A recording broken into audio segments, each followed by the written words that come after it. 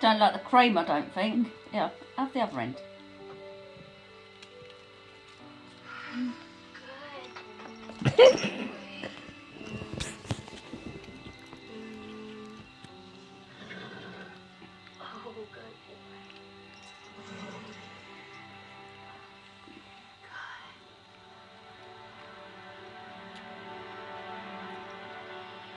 Oh, good. We didn't miss dinner.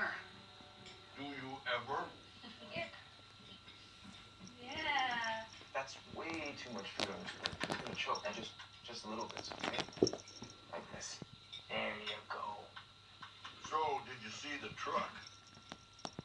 Yeah, but we can't afford it. Guess who we ran into? Mitch. Really? Did he say anything about...